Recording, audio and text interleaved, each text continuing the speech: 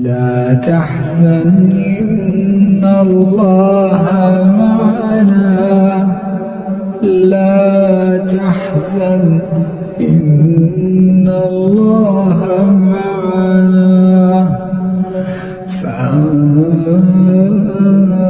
الله سكينته عليه وأيده بجنود، فأنزل الله سكينته عليه وأيده بجنود لم تروها، وجعل كلمة الذين كفروا السفلى، وكلمة الله هي العليا، والله عزيز حكيم.